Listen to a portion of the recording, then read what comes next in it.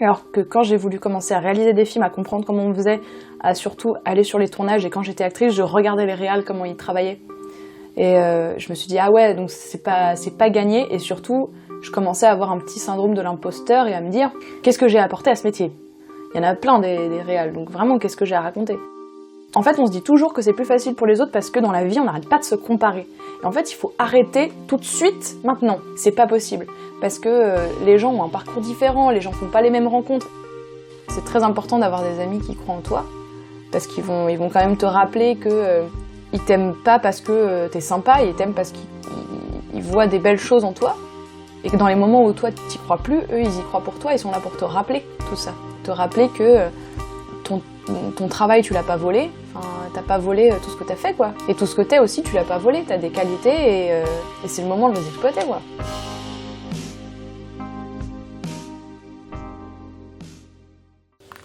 Ça te va du coup le pain au chocolat ? Ouais, nickel. Je savais pas trop si t'étais... C'est hyper chou. J'en prendrai aussi. Écoute... Bah ouais, t'as une boulangerie en bas et qui en est partout. Ouais, c'est vrai. Et ils sont très sympas en plus. J'en ai même donné un SDF qui était en bas du coup. Mais oui, je le connais, c'est le monsieur qui est là, je lui donne aussi parfois ma des bonne trucs. action du jour. Ouais. Bienvenue sur ce podcast où on mange et on boit. C'est un podcast petit déjeuner parce que, voyez-vous, il est 10h38 du matin et voilà. D'où vient de se réveiller. C'est l'instant pain au chocolat. Alors, sponsorisé par les bruits de mastication. Ouais, ça fait authentique comme ça. Pour commencer, bonjour à tous. Je suis avec, comment on dit, Lou Lévy ou Lou... Alors, mon nom de saltimbanque, ouais. mon nom d'artiste, n'est-ce pas, entre guillemets, c'est Lou Howard. Mon vrai nom, c'est Lou Lévy. Et en fait, j'ai pris Lou Howard, c'était mon pseudo sur Internet, quoi. Mon petit pseudo de personne qui veut naviguer sans qu'on connaisse vraiment son vrai nom. Et puis, en fait, je l'ai gardé parce que les gens commençaient à m'appeler comme ça. Du coup, je l'ai gardé parce que je le trouve marrant. C'est un petit hommage au premier groupe de musique qui m'a fait aimer la musique, en fait. C'est un hommage au groupe Muse, qu'aujourd'hui je suis beaucoup moins parce que j'aime moins ce qu'ils font, mais qui m'a fait énormément aimer la musique, quoi, quand j'étais ado et enfant. Voilà. Est-ce que tu peux te parler ce que tu fais dans la vie, pour ceux qui ne te connaissent pas, rapidement ? Alors, qu'est-ce que je fais dans la vie ? Je suis comédienne, du coup, pour le web. Donc j'ai joué par exemple dans la série Arel 3 de Bruce Benamran. Monsieur y pensait, ouais. Monsieur y pensait, qu'on embrasse. Je fais aussi du doublage. Le doublage, pour ceux qui savent pas trop, parce qu'il y a des gens qui savent pas, c'est quand on fait la voix, par exemple, des films dont la langue originale n'est pas le français, ou les dessins animés. Je fais ça, et puis ça peut m'arriver aussi de tourner pour la télé ou du court-métrage. Je fais ça, et aussi, je suis tout récemment réalisatrice, donc je commence à réaliser des petits courts-métrages, des vidéos, etc. Là, par exemple, j'ai réalisé un court-métrage avec une amie qui s'appelle Sunflowers, et il va voyager dans les festivals, là, bientôt.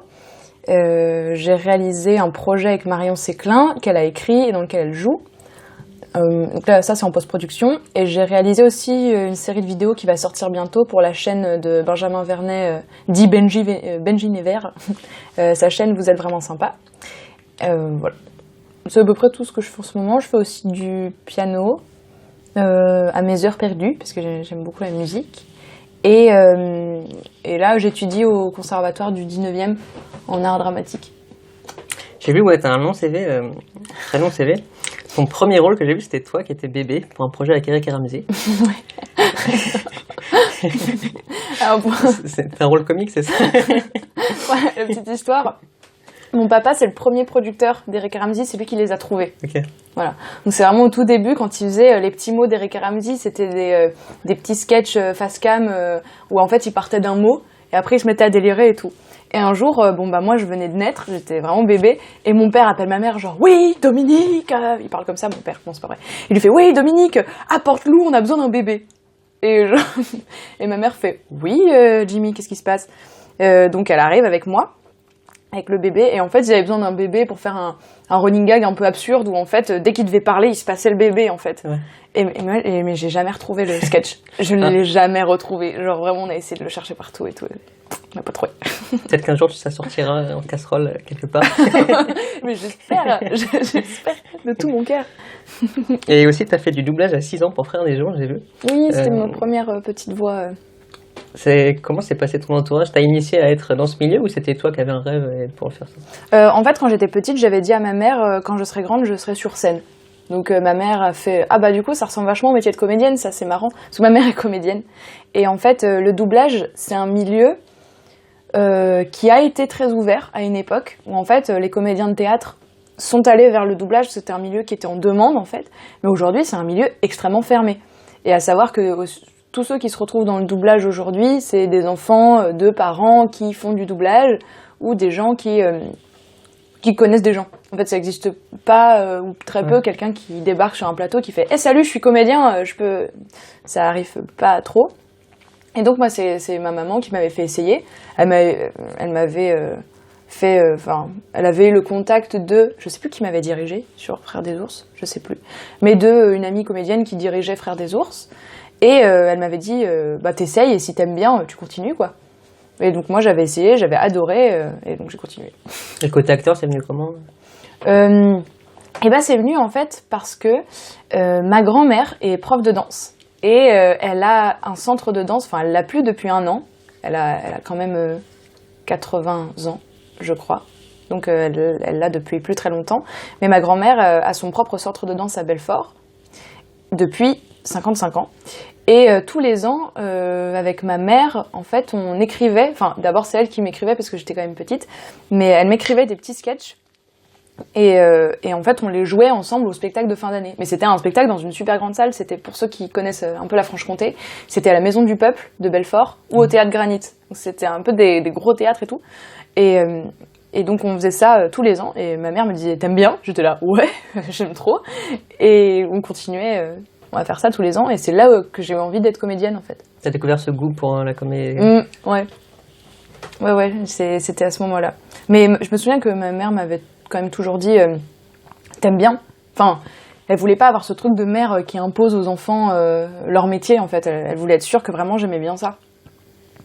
Par exemple, quand j'ai fait du piano, ma mère, elle connaît rien en musique, elle m'a toujours dit vas-y, fais mon enfant. T'avais d'autres rêves ou c'était ça vraiment ce que tu voulais faire? Moi, c'était vraiment être sur scène. Petite, c'était sur scène. C'était le nom de mon métier, c'était pas comédienne, c'était sur scène. Et après, en fait, à l'adolescence, est venue l'envie de faire des films de toute seule, en fait, de moi qui jouais dans ma chambre toute seule et qui avait un PC avec une webcam et qui filmait mes jouets en train de bouger et en train de ça. Oui, je jouais encore à 15 ans, hein, j'étais une enfant qui a joué beaucoup. Non, quand même 15 ans, j'exagère un peu, mais j'ai joué très longtemps, en fait. Et je filmais beaucoup mes jouets, mes trucs comme ça. Et après, je faisais des montages de ça, toute seule. Genre, j'ouvrais le logiciel de montage et je faisais le truc. Et de là est venue, en fait, l'envie de faire des films. Parce que j'aimais bien le montrer à des gens après. En fait, j'aimais bien faire « Hé, regardez, j'ai fait ça !» C'est plus un besoin qu'on te reconnaisse, c'est ça? Bah, un besoin de dire « Regardez, j'ai fabriqué un truc. » Un peu comme l'enfant qui fabrique des cadeaux un peu nuls pour la fête des mères et qui fait « Regarde, c'est moi qui l'ai fait !» Ouais, c'était ça. Est-ce que c'est important d'être bien entouré pour accomplir ces projets, notamment ce que tu fais? Ah ouais, de ouf. Bah, j'ai entendu justement dans un podcast, dans une vidéo de la chaîne dont je te parlais tout à l'heure, de Vous êtes vraiment sympa, un épisode avec Marion Séclin justement, qui disait qu'en fait, notre entourage, en fait, les 5 personnes les plus proches de notre entourage, c'est une espèce de moyenne de nous-mêmes, c'est une sorte de miroir de nous.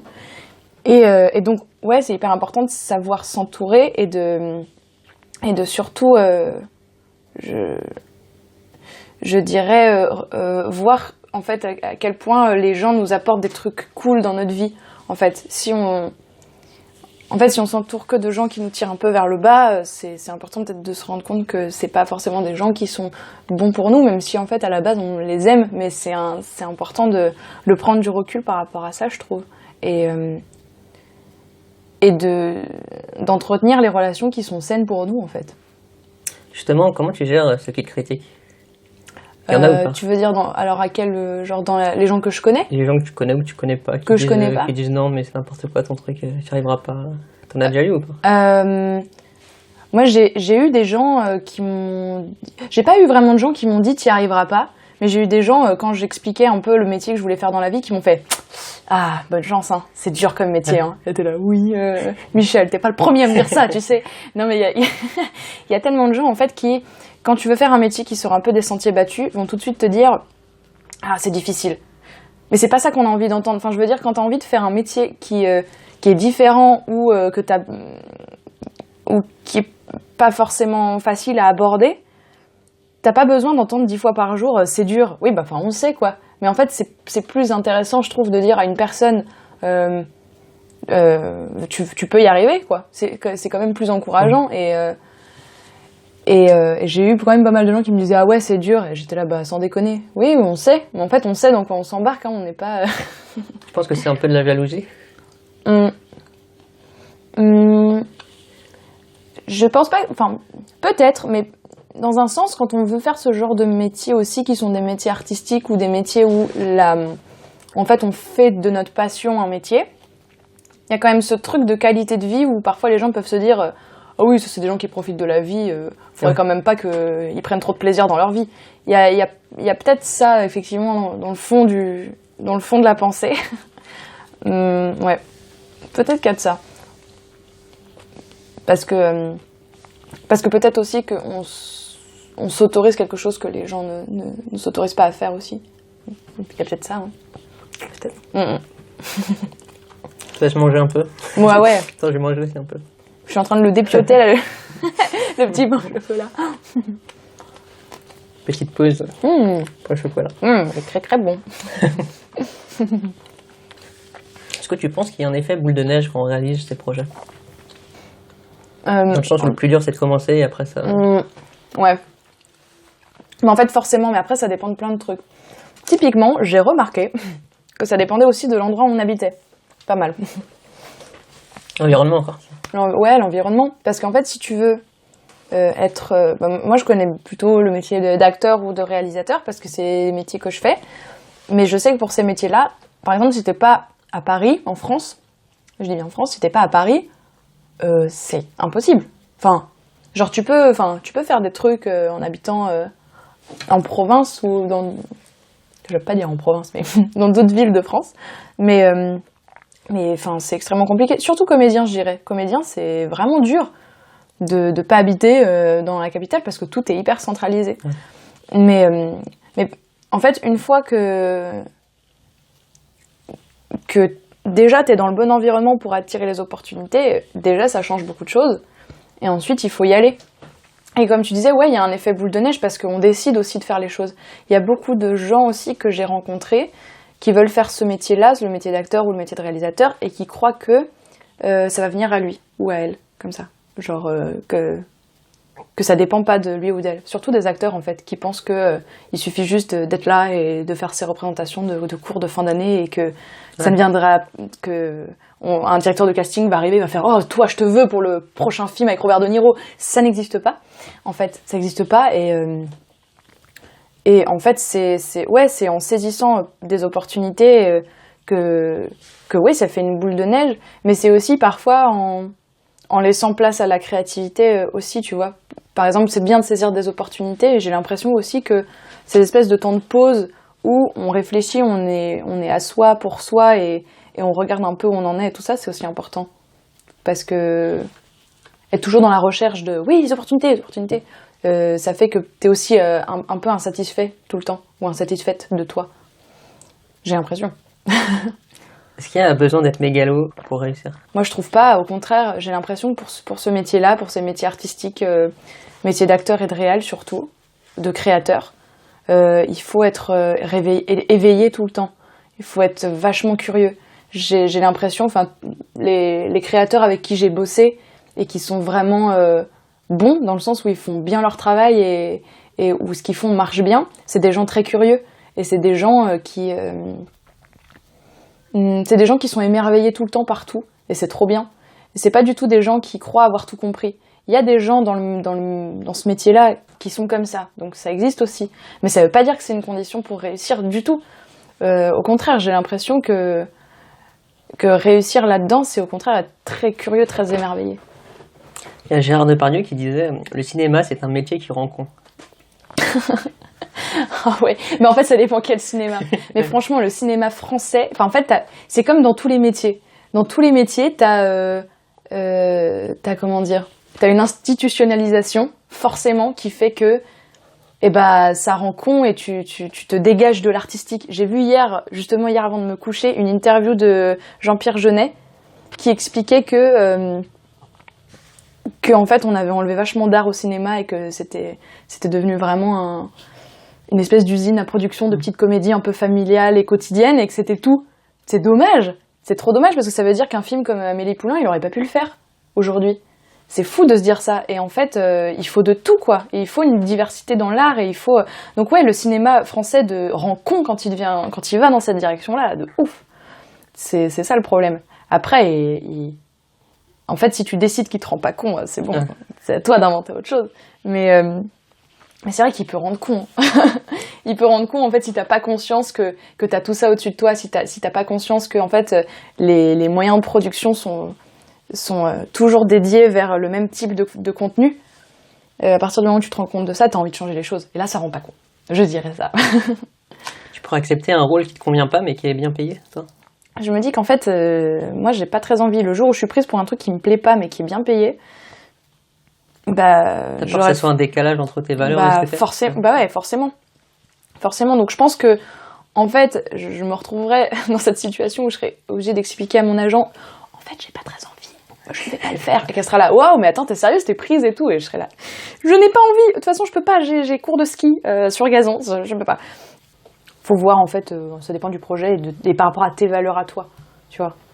Est-ce que tu penses que pour vouloir être acteur-actrice, la source de motivation principale, c'est de vouloir être connu ? Tu penses que c'est une bonne chose ou pas ? Il y en a beaucoup. Tu le fais pour être connu, quoi. En fait, je pense qu'il y a beaucoup de gens, en fait, c'est ça au fond d'eux. Ils ont envie d'être connus. Et en fait, je trouve que c'est pas la motivation, selon moi, la plus intéressante. Parce que quand on regarde le métier d'acteur, ce qu'il est à la base, avant le cinéma, l'acteur, c'est l'acteur de théâtre. Et tu te rends compte que un acteur de théâtre, c'est tout ce qu'il y a de plus humble au monde. Genre, un acteur de théâtre, c'est quand même un être humain qui va se fondre dans un personnage qui vient d'un livre, qui va être repris par plein d'autres, qui joue pendant une certaine période, presque tous les soirs ou plusieurs soirs par semaine, son rôle, et puis c'est fini, quoi. En fait, je trouve que quand on revient à la base que c'est que d'être un acteur, en fait, c'est pas du tout compatible avec avoir envie d'être connu. Donc les gens qui font ça, pour moi, c'est pas vraiment des acteurs parce que c'est pas du tout ça, en fait. Vraiment être acteur, c'est un travail. C'est un travail qui est physique, c'est un travail qui est super humble, en fait, parce que tu reviens à tout ce qui est être humain. C'est quoi être un humain ? Et comment tu vas au mieux donner ce qu'il y a d'humain en toi pour le partager avec un personnage, en fait. Donc, j'ai vraiment pas l'impression que être connu, ce soit vraiment être acteur. Il y a besoin d'être un peu authentique, c'est ça que tu penses ? Ouais, et puis il y a besoin de vraiment se reconnecter avec ce qu'il y a d'humain, parce qu'en fait, par exemple, il y a un théoricien du cinéma que j'aime beaucoup, qui s'appelle Stanley Cavell, qui a écrit plein de bouquins super chouettes sur le cinéma. Et il expliquait en fait que l'acteur de cinéma, c'est ce quelque chose d'humain à l'écran. Et même au cinéma, du coup, parce qu'au cinéma, il y a le montage, il y a l'image, il y a tout ça, il y a plein de trucs techniques qui entrent en jeu, mais le seul truc humain où toi, spectateur, tu vas pouvoir te connecter avec, c'est l'acteur. C'est vachement important que l'acteur, quand même, il se rappelle que quoi qu'il arrive, c'est un humain sur un écran ou un humain sur une scène. Et donc, être connu, c'est un peu... on s'en fout, non ? Enfin, je sais pas. Moi, je trouve qu'on s'en fout. T'as peur de prendre la grosse tête Ouais, j'ai peur de prendre la grosse tête de ouf. J'ai trop peur. C'est pour ça que je m'entoure avec des gens qui sont le plus sains possible. Et j'essaye surtout d'avoir un rapport sain avec les gens qui me connaissent depuis longtemps. Par exemple, ma mère, mon beau-père, mon père, c'est des gens qui me connaissent depuis que je suis petite. Et ce seront les premières personnes à me ramener un peu à la réalité si je prends le boulard, quoi. qui seront capables de me dire attends, t'as un peu le boulard là, calme-toi. Ou mes amis très proches. Et en fait, c'est pour ça que c'est important d'être avec des gens qui me connaissent depuis longtemps. Parce que ça me fait trop peur en vrai. Moi, j'ai vraiment trop peur d'être. C'est quoi qui te fait peur là-dedans? Mais en fait, j'ai peur d'être insupportable. J'ai vraiment trop peur d'être cette personne. On me dira, ah, putain, Lo Ward, elle a un boulard, quoi. Non, mais j'aime pas. Parce que tu sors trop de ce que c'est que. Enfin, tu sors trop des valeurs fondamentales de ton métier, en fait. Quand t'as un peu la grosse tête. Donc, ouais, ça me fait peur. Et c'est pour ça qu'après, je m'entoure bien pour que les gens me ramènent un peu aux vraies choses. Bah justement, c'est l'interview de Jean-Pierre Jeunet. C'est trop bien que j'ai vu cette interview hier. Qui disait qu'il demandait, quand les étudiants des écoles de cinéma lui demandaient comment on fait pour être un bon metteur en scène, il disait attends, tu veux faire ou être? Tu veux faire des films ou être un metteur en scène? Et c'est ouf, genre ça m'a frappé dans ma tête, dans ma réflexion. Je me suis dit mais oui c'est ça en fait, il y a des gens qui veulent être. Je veux être un acteur, je veux être une image de ce que c'est que d'être un acteur, je veux être une image de ce que c'est que d'être un réalisateur, le petit casque autour du cou, l'étiquette, c'est ça. Et il y a des gens qui veulent juste faire. Et en fait, je pense que ces gens-là qui ont un peu la grosse tête ou qui sont détachés de ces valeurs-là, c'est des gens qui se contentent juste d'être. C'est tout. Et qui se rappellent plus ce que c'est que de faire son métier. Parce que c'est quand même... Enfin, on dit faire un métier, on dit qu'est-ce que tu veux faire plus tard. Quand on te dit qu'est-ce que tu veux être plus tard, déjà c'est autre chose, j'ai l'impression. Mais elle est très bien cette interview, elle est sur Brut. Je mettrai le lien en description. Tu me l'envoies. On dit souvent c'est plus facile pour les autres. Est-ce que c'était plus facile pour toi? Moi, j'ai vraiment pas à me plaindre. Ça a été assez facile. Et en fait, c'est quand j'ai commencé à vouloir être réal, donc vers adolescence plutôt, 15 ans je dirais, que j'ai commencé à me dire que c'est difficile. Parce que c'est pas un métier qui m'a été donné dans les mains, quoi, contrairement à l'actrice où vraiment j'ai eu du bol, quoi. Vraiment j'ai eu de la chance. Je m'en rends compte. Alors que quand j'ai voulu commencer à réaliser des films, à comprendre comment on faisait, à surtout aller sur les tournages, et quand j'étais actrice, je regardais les réals, comment ils travaillaient. Et je me suis dit, ah ouais, donc c'est pas gagné, et surtout, je commençais à avoir un petit syndrome de l'imposteur et à me dire, qu'est-ce que j'ai apporté à ce métier? Franchement, qu'est-ce que j'ai à dire? Et c'est vraiment, je suis encore en train de me le dire, hein. Il y en a plein des réals, donc vraiment, qu'est-ce que j'ai à raconter? Donc je l'ai plus de ce côté-là, tu vois, le côté c'est difficile pour moi.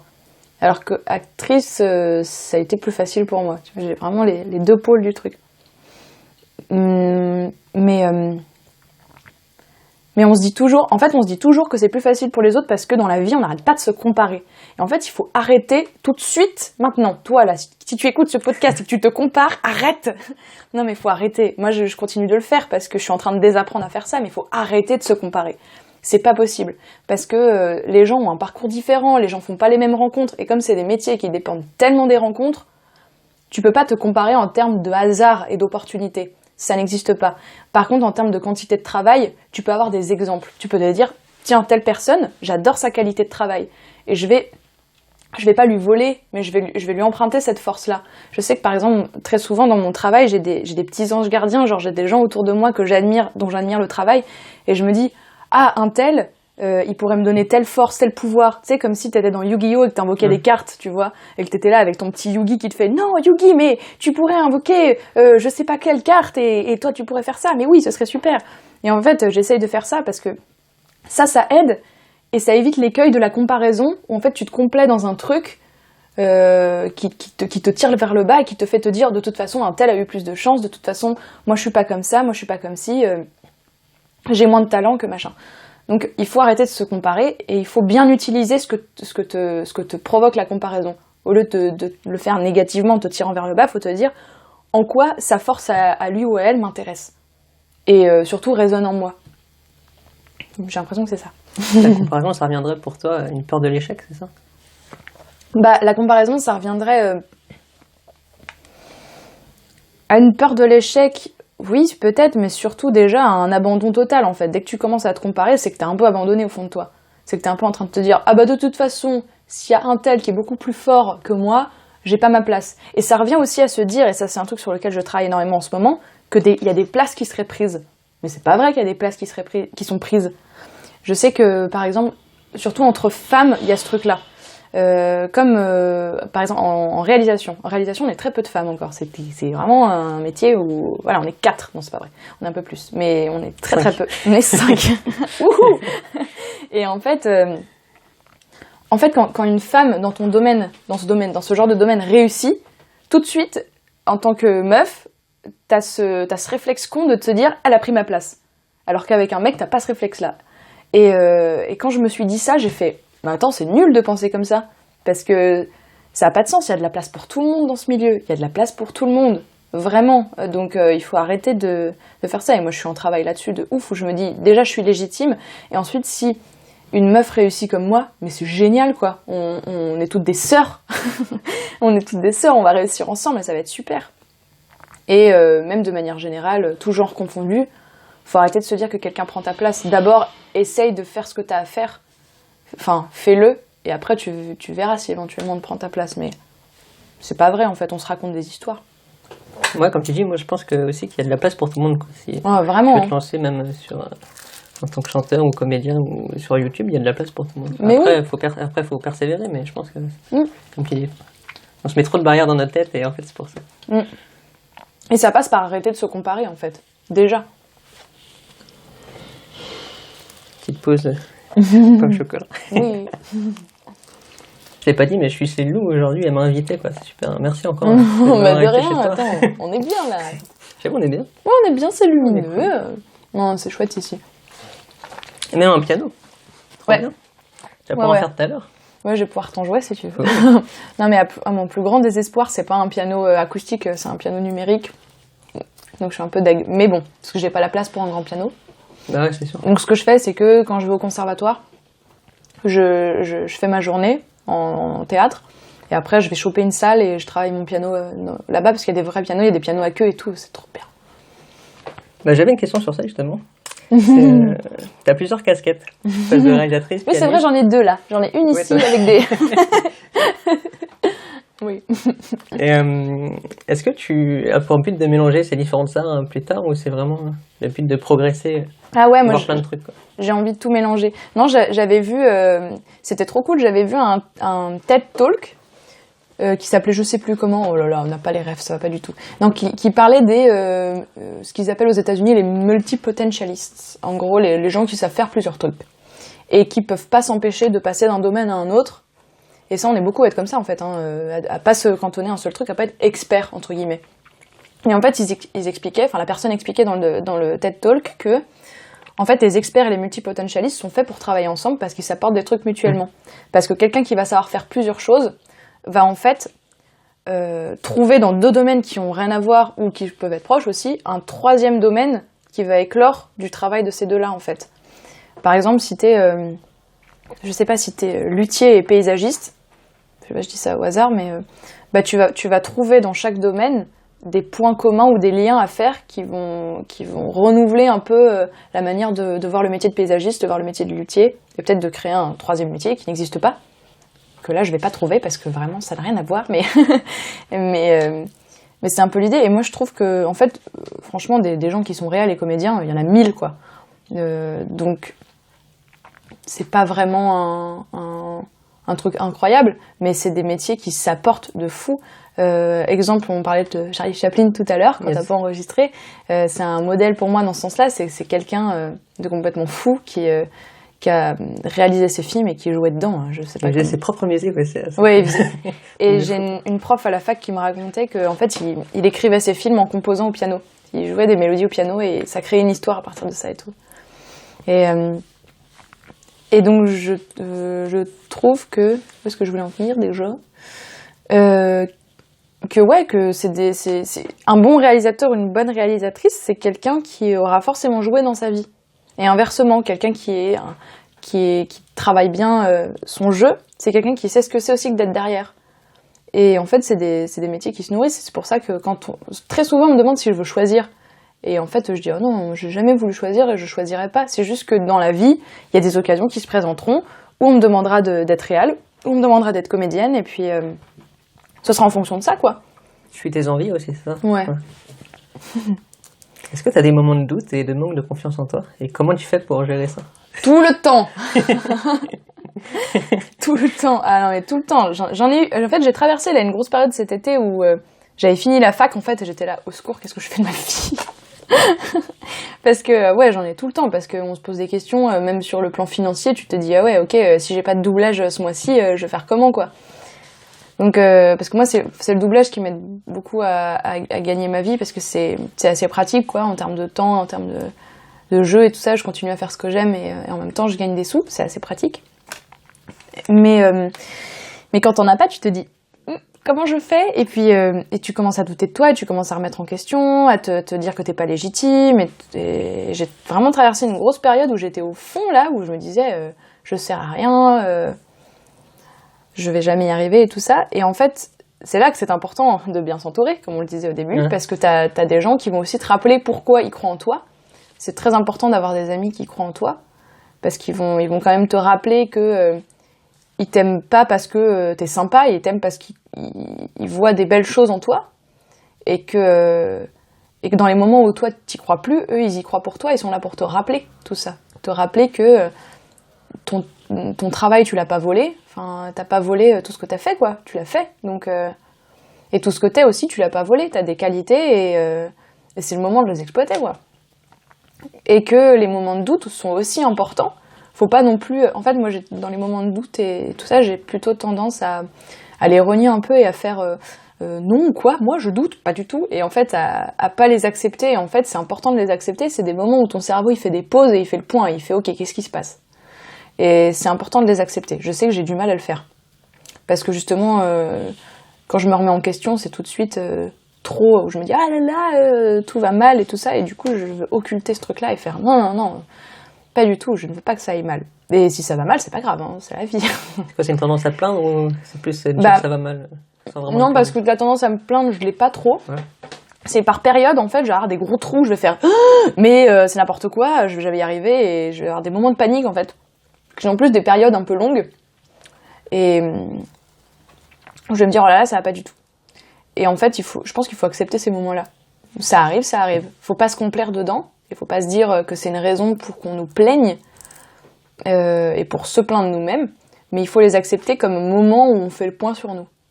Enfin, c'est ce que j'ai appris de ça, moi, là, quand ça m'est arrivé. C'est que ça m'a permis de me poser et de faire le point sur mes envies, mes besoins, tout ça. Est-ce que tu arrives à gérer ta vie privée et vie perso, du coup ? Ma vie privée ? Vie privée, vie perso, où tu as deux facettes de toi, tu vois. Vie privée et vie pro, plutôt. Oui, pardon, oui, c'est ça. Vie privée et vie pro, pardon. Oui. Oui, ça va, parce que, enfin... oui, j'ai quand même... Enfin, j'ai quand même une tendance, parfois, à beaucoup travailler et à oublier que c'est bien de dormir. Ouais. Et à oublier que c'est bien aussi de... C'est pas... que je devrais pas culpabiliser d'arrêter de travailler à 18h pour aller boire un verre avec des potes. Ça, j'ai du mal à me dire ça, parce que aussi en France, on a vraiment ce truc de il faut travailler jusqu'à ce que tu meurs. Et je sais que quand je suis partie 4 mois au Canada, vraiment, c'est très différent. Eux, ils voient pas les choses comme ça. En fait, quand t'arrêtes de bosser, t'arrêtes de bosser. C'est fini. Il faut vraiment que t'aies un temps pour tes potes, pour ta famille. Sinon, ça veut dire que t'as mal travaillé, en fait, que tu t'es éparpillé toute la journée. Bah, là-bas, ils finissent le travail à 17h, quoi.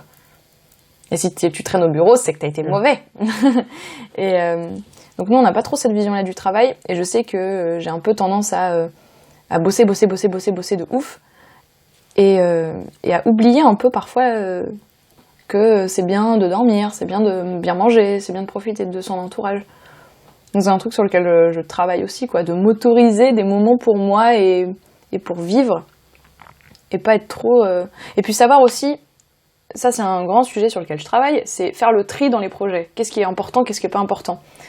Quand je vais accepter des projets et tout ça, il faut que je sache vraiment quel temps ça va me prendre, qu'est-ce que je vais pouvoir donner comme énergie et tout ça, parce que je me suis beaucoup aussi engagée dans des trucs, dans des projets de films ou de festivals ou tout ça, où j'avais pas du tout calculé ce que j'allais devoir donner en énergie, où j'étais là, ah ouais, je donne tout ça pour ça à la fin, oh non.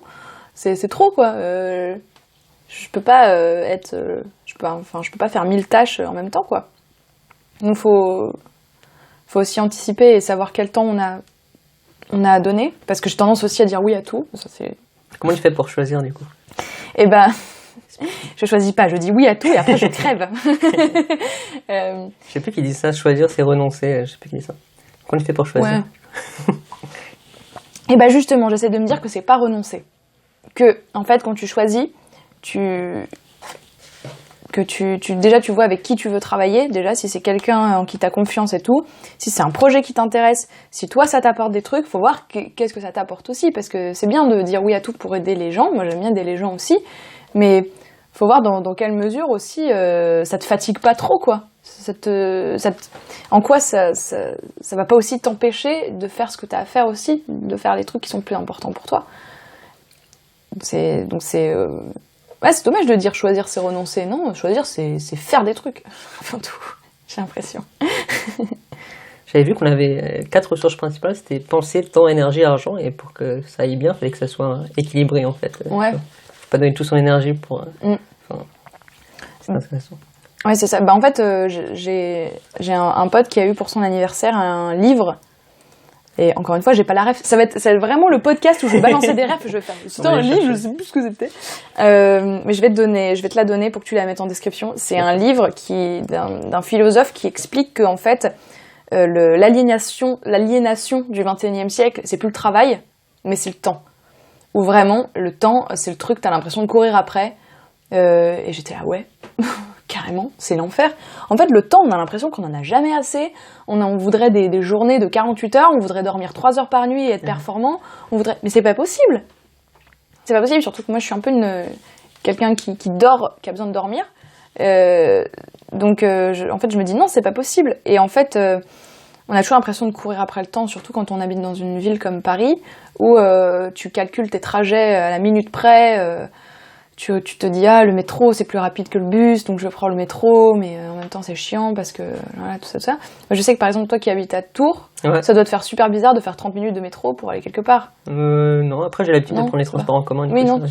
Parce que souvent, dans des villes qui sont un peu plus petites, tu prends ta voiture, t'es en 5 minutes quelque part, tu vois, c'est un peu bizarre. Donc, la manière de gérer le temps, surtout dans les grandes villes, c'est tu cours après le temps. Et, tu prends un Uber, sinon, tu vois. Ouais, après, Uber, éthiquement... c'est pas non plus ouf, quoi. C'est bien d'en prendre de temps en temps, mais pas trop quand même. C'est bien de prendre chauffeur privé, c'est français. Ça, il y a les trottinettes électriques, j'ai vu là. Oui, il y a les trottinettes électriques. Moi, je suis pour les trottinettes électriques. Tout le monde est là, oh ouais, ça fait bolos et tout. Non mais attendez, calmez-vous, c'est super pratique. Moi, je suis pour. Ça te fait gagner du temps. Mais oui, c'est super. Tu penses en manquer, du coup ? Du temps ? On a toujours l'impression d'en manquer. C'est ouf, moi j'ai l'impression d'en manquer. Alors qu'en fait, non. Faut juste, et ça c'est un truc que j'apprends aussi, en ce moment, c'est faire chaque chose en son temps. Et moi, j'ai tendance à m'éparpiller, par exemple, dans ma manière de ranger. Ça se voit très bien. Je commence par ranger un truc et je fais « Ah, attends aussi, il faut que je fasse ça et il faut que je fasse ça ». Du coup, je range pas très bien. Tu sais, généralement, ceux qui rangent pas trop, tu vois, c'est plus leur côté créatif qui ressort. Oui, c'est ce qu'on dit, ouais. Moi, mon bureau, il est hyper créatif. Non, mais je suis pareil que toi, du coup, du coup, je me dis « Ah, mais ça va, en fait, c'est-à-dire que je suis créatif, mais bon, faut ranger un peu. » Mon bureau, il est jamais rangé, ça me saoule. C'est ton côté créatif, tu vois. Je suis très créative du bureau. Et... donc c'est important de faire chaque chose enfin il y a un temps pour faire chaque chose. Et il faut en fait, faut qu'on apprenne dans nos sociétés modernes et qui vivent dans des villes on est beaucoup, à vivre dans le présent. C'est hyper important, j'ai l'impression. Sinon, on va toujours courir après le temps. Alors que le temps, c'est vraiment relatif, hein, juste on le mesure comme ça, hein, on le mesure en disant avant il y a le passé, après il y a le futur, mais ça c'est juste par rapport à nous humains pour se repérer, sinon on n'y arrive pas. Mais sinon, il y a que le présent et c'est hyper important qu'on vienne dans le présent, sinon on va galérer, les amis, j'ai l'impression, selon moi. C'est quoi ta journée type, justement ? Alors, le matin, je me fais un petit soin de beauté. Non, c'est pas vrai. Enfin si, j'aime bien prendre soin de ma peau, je trouve ça très agréable. Mais une journée type, j'en ai pas trop. Bah là, depuis que je suis au conservatoire, je sais que j'ai cours le lundi, le mercredi, le jeudi. Le lundi, j'ai cours toute la journée, donc je sais que le lundi, je fais que du conservatoire, je suis que là-bas. Le mercredi, c'est matin jusqu'à après-midi. Enfin, c'est juste le matin. Et jusqu'à midi et demi. Et le mercredi, c'est jusqu'à 14h. Donc je sais que ces journées-là, je suis là-bas. Et sinon, ça varie tout le temps. C'est jamais pareil. Soit j'ai du doublage, donc je me cale les heures. Soit j'ai des castings. Soit je prépare des projets. Donc là, en ce moment, je fais beaucoup de post-production parce que j'ai des fins de films, j'ai des fins de tournage. Donc je vais chez mon monteur le soir parce qu'il n'est pas dispo l'après-midi. Et on monte le soir jusqu'à tard. Mais ça dépend, hein. Parfois je peux être en écriture, parfois aussi je me réserve toujours 1 heure pour faire mon piano et tout, donc en fait c'est un peu un puzzle mes semaines, je sais que j'ai des trucs à caler et je les cale dans les trous, quoi. tac, tac, tac, tac. Et T'aimes pas trop la routine, quoi. non, j'aime pas ça. Ah non, j'aime pas. Je pourrais pas faire un travail qui soit toujours le même. Par exemple, typiquement, être réalisatrice sur une série pendant 10 ans, ce serait trop relou. J'aurais trop du mal. Parce que j'ai besoin de passer d'un projet à un autre. J'ai mon attention qui a besoin d'être stimulée tout le temps. Et comme je suis en recherche de nouveautés sur plein de trucs, j'ai besoin de passer d'un domaine à un autre, de passer d'un projet à un autre. Sinon, je m'ennuie. Tu t'ennuies facilement, ça. Oui. Oui, je m'ennuie assez facilement. Si t'avais un super pouvoir, ça serait quoi?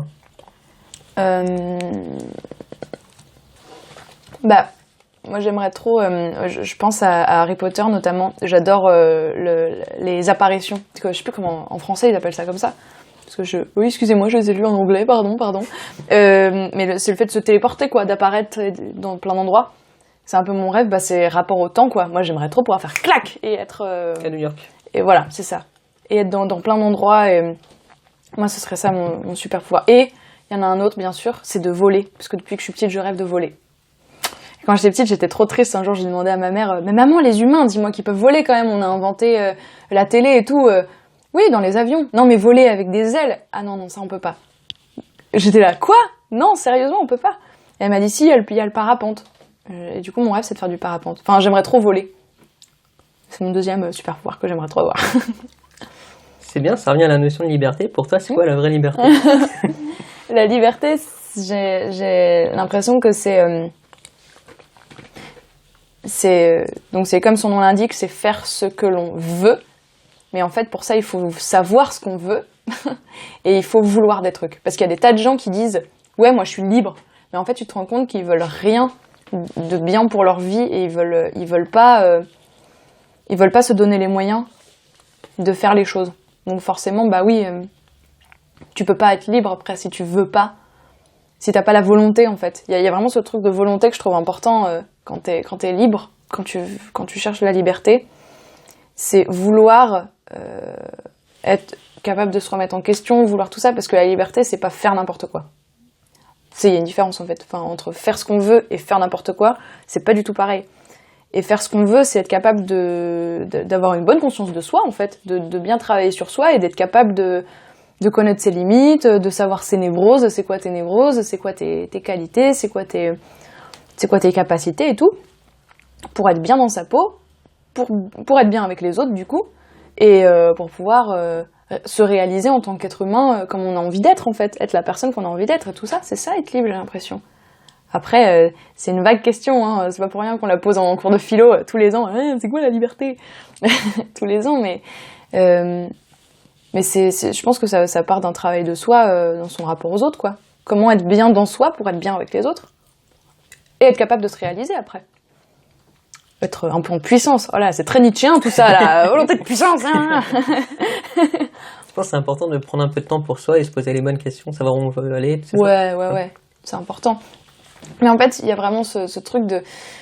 C'est bien d'être sain pour soi pour être sain pour les autres. J'ai l'impression que c'est important. Mais c'est pas un travail où une fois que tu l'as fait, c'est bon, c'est fait pour la vie. C'est tout le temps, en fait. Tout le temps, c'est bien de se demander est-ce que je suis sain pour moi? Est-ce que je me fais du bien? Est-ce que en fait, je m'accepte et je m'aime dans le sens où, voilà... c'est pas je suis en train d'être narcissique ou quoi. C'est juste est-ce que je suis bien dans ma peau? Est-ce que je suis en adéquation avec mes valeurs et tout ça? Pour après, dans son rapport avec les autres, faire la même chose en fait. Et après, c'est bon, on peut y aller, quoi, on est libre. Parce qu'après, on a des espèces d'outils, de valeurs et de trucs qui, quoi qu'il nous arrive comme emmerde dans la vie, vont nous ramener à ça, ou à nos bases, et vont faire qu'on va être capable de faire ce qu'on veut, malgré les refus, malgré les galères, malgré... parce que oui, ça va être galère, mais c'est ça qui est important en fait. C'était clair ou pas? Oui, c'était clair. Ça avait l'air très confus, mais... Je t'ai laissé parler. C'est quoi le prix à payer pour être actrice ou réalisatrice? 5 €. Non, c'est pas... C'est pas cher. Je sais pas, j'ai pas l'impression qu'il y a un prix, j'ai pas l'impression qu'il y a un sacrifice quelconque en fait. Après, le métier d'actrice, il faut savoir... Le temps, c'est ça? Le temps, oui. Non, mais il faut savoir que le métier d'actrice que je connais un petit peu mieux, parce que je le pratique depuis plus longtemps, c'est un métier, on est beaucoup au service du désir des autres.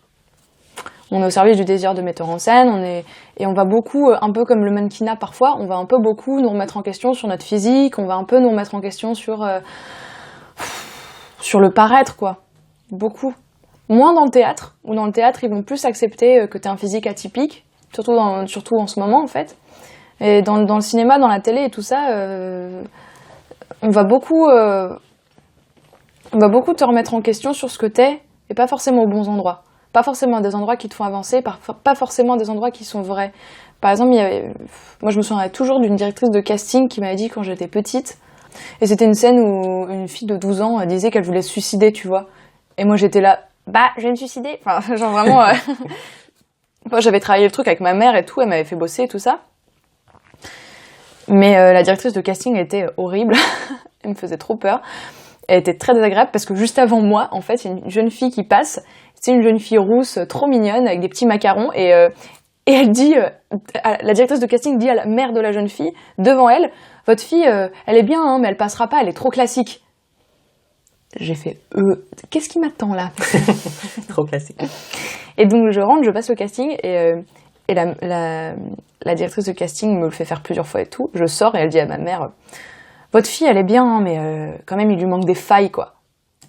Et j'étais là, pardon. Et en fait, ça m'a marqué parce que j'ai beaucoup réfléchi sur ça, sur cette espèce de mythe selon lequel l'acteur devrait se faire souffrir et se faire violence pour être bon dans un rôle. Ça vient beaucoup de l'acteur studio et tout ça.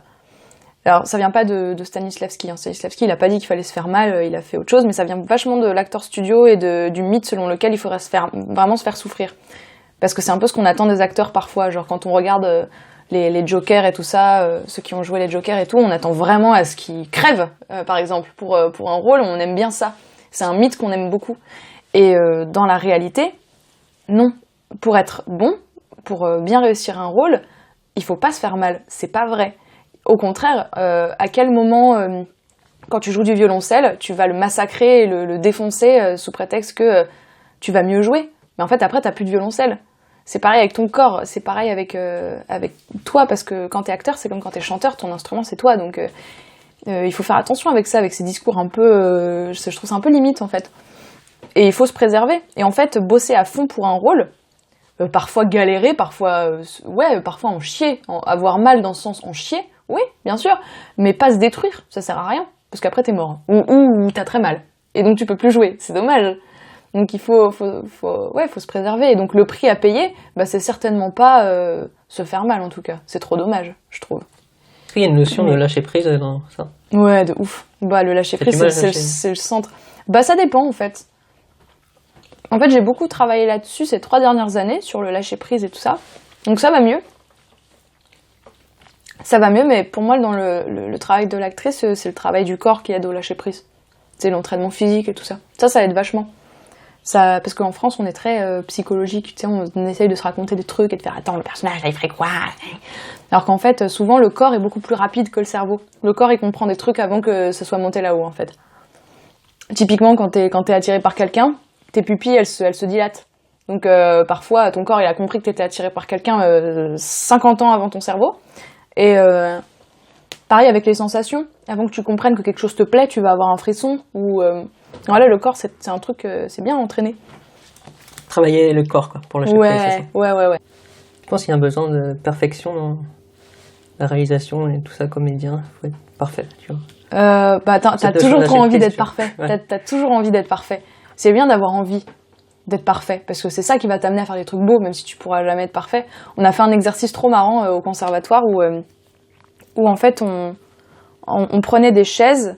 J'avais pas trop compris l'utilité de cet exercice tout de suite, mais juste on prenait des chaises, on essayait de trouver le point zéro de la gravité sur la chaise, de la tenir en équilibre comme ça, on essayait de trouver le point zéro.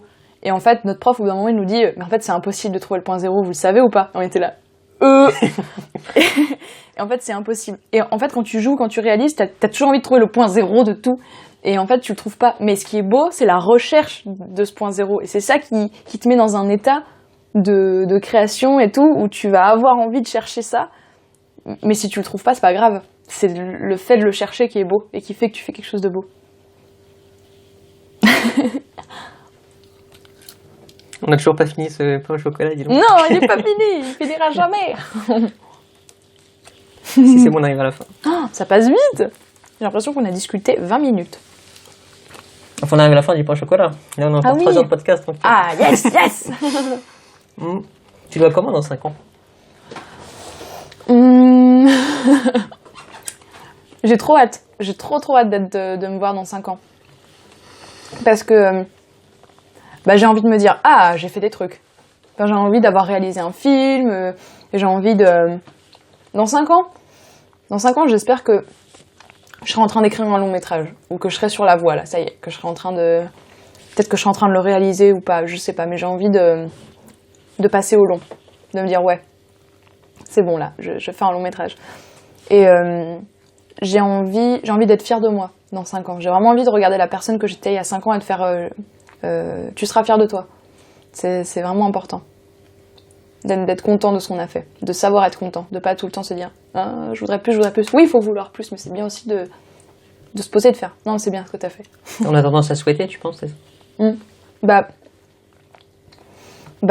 Quand t'es perfectionniste, t'as toujours envie que ce soit de mieux.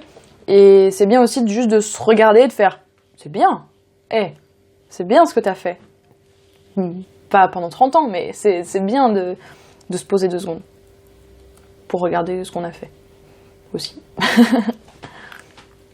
Question un peu plus philosophique. Ah, c'est parti. Qu'est-ce que tu aimerais que les gens disent de toi à ton enterrement? J'ai adoré sa blague sur le prout.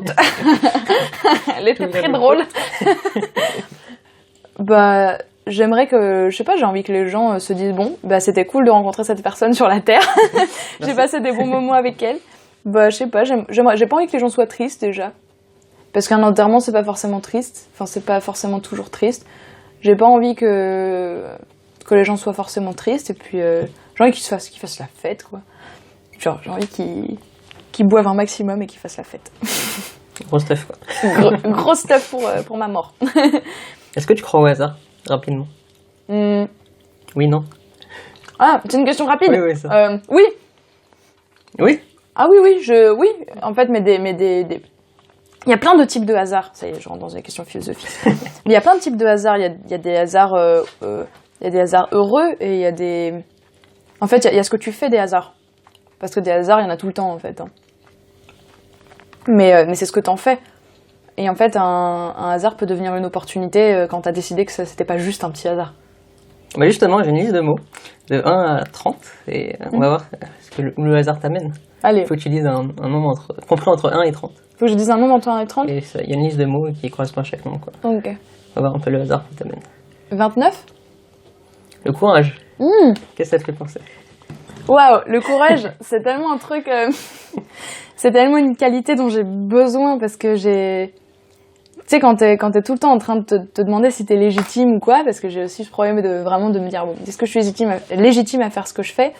Il faut s'armer de courage et le courage, c'est une qualité qui est trop belle. C'est une qualité où... je sais pas, je trouve moi, ça m'évoque un truc hyper organique, le courage. Où vraiment, c'est un truc très physique où tout ton corps et ton esprit est là et se dit, c'est bon, on y va. Et il y a ce truc, ce rapport au présent aussi. Et ce rapport à nos envies, à notre motivation, je trouve que c'est une très belle qualité. Et c'est une qualité que je travaille tout le temps. J'en ai vraiment, vraiment besoin.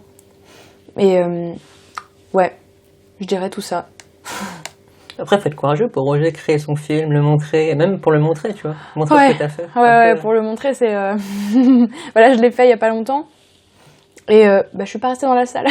Déjà parce qu'il y avait des problèmes. Il y avait des petits problèmes techniques. Donc je suis allée en régie pour voir si tout allait bien. Mais surtout j'avais hyper peur. J'étais un peu là. Ah, au secours, je suis en train de montrer un truc que j'ai fait. Au secours. Donc ouais, faut être courageux. Et puis ouais, toutes les étapes de production d'un film, en fait, c'est beaucoup de courage. Mais c'est trop bien. Moi, c'est un truc qui me motive de me dire, allez, courage, ça me motive. Ça stimule, quoi. Ouais. Quand je fais mon podcast, j'ai l'habitude de poser la question, c'est quoi tes 3 clés de réussite? Mais là, on va faire l'inverse. C'est quoi tes 3 clés pour ne pas réussir? Ah, pour ne pas réussir? Alors, c'est se dire qu'on va pas y arriver, parce que déjà, si on se dit qu'on va pas y arriver, c'est certain qu'on ne va pas y arriver. Se plaindre et se complaire dans sa plainte. Se dire ah bah moi j'ai pas eu ci, j'ai pas eu ça, j'ai pas eu ci, j'ai pas eu ça. T'en connais beaucoup des gens comme ça? Ouais, beaucoup. Enfin, on est beaucoup à avoir des pensées limitantes, à croire qu'on est nul, alors qu'en fait non. Bah, Orelsan, il dit ça dans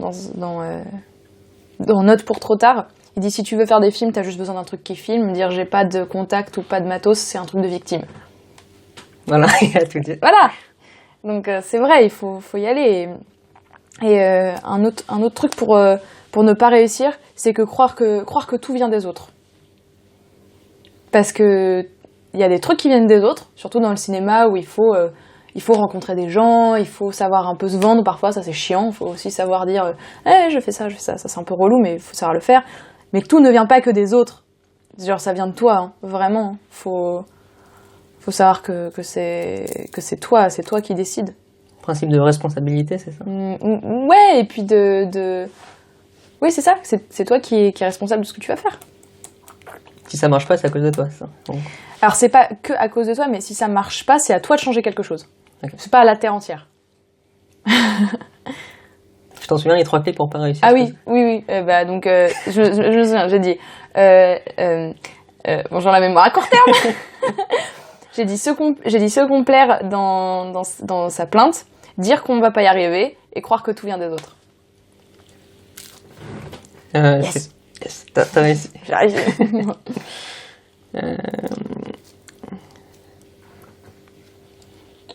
Quand je fais des ateliers avec les jeunes sur la confiance en soi, je leur dis toujours le défi d'aller toujours demander quelque chose, même si pour travailler leur peur du rejet.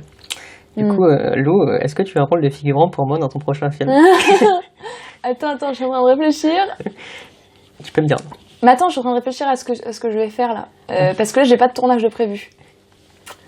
Ou dans un avenir plus ou moins proche. Oui, de ouf, dans un avenir plus ou moins proche. Parce qu'on la vaisselle, tu vois. On va lancer. Non, mais bien sûr, parce qu'on va lancer un format du coup pour la chaîne de Benjamin. Vous êtes vraiment sympa. Et comme ça se tourne dans un café, on a toujours besoin de figurants. Donc, voilà, donc la prochaine fois, tu viens. Ce sera trop cool. Parfait. Tu viendras faire le figurant dans le café. En plus, les figurants, ils font toujours des petites blagues. Des petites blagues, genre. Oui. Ouais, avec plaisir. Ce sera trop cool. Ouais, c'est cette notion que je dis, toujours demander. Au pire, tu te manges un nom, mais ça t'entraîne au rejet, en fait. Tu vois. Bah, c'est ça. Et ouais, le meilleur moyen de savoir, c'est de poser la question, quoi. De se dire, je sais pas s'il va dire oui ou non. Bah, demande et puis tu verras. Hein. Mais je trouve qu'il y a beaucoup de choses qu'on n'ose pas faire parce qu'on a peur du rejet, tu vois. Ouais. Qu'on n'ose pas demander, plutôt. Ouais. Non, elle va me rejeter. Non, je veux pas parler à cette fille qui m'inspire. Ou... Non. Ouais, vraiment, t'as toujours trop peur. Bah, moi aussi, j'ai ce truc-là. Hein. Parfois, j'ose pas.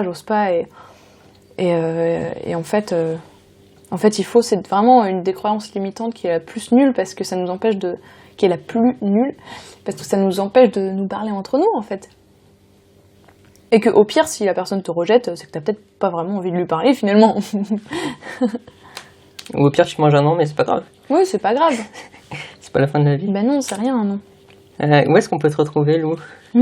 Retrouvez-moi au café du coin. Vous pouvez me retrouver sur Instagram parce que c'est rigolo. J'y poste des photos, j'y poste des petites stories un peu marrantes. Mon Instagram c'est lou-howard. Abonnez-vous, ça va être super sympa. On va rire.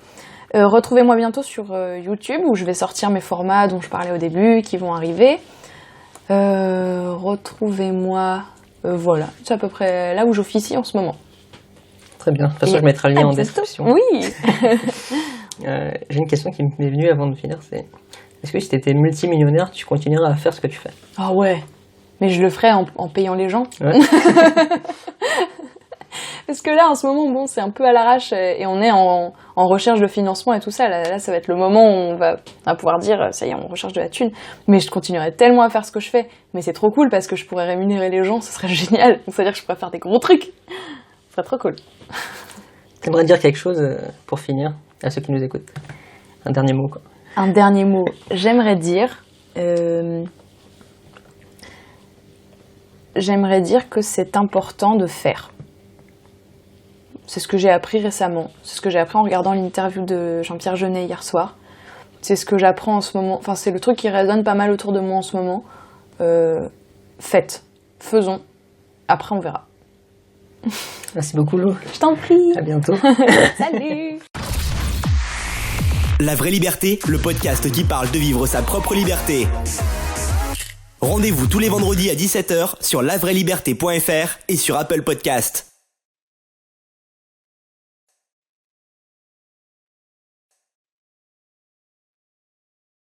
Et on a fini le pain au chocolat. Et oui, on a fini le pain au chocolat. Ouais.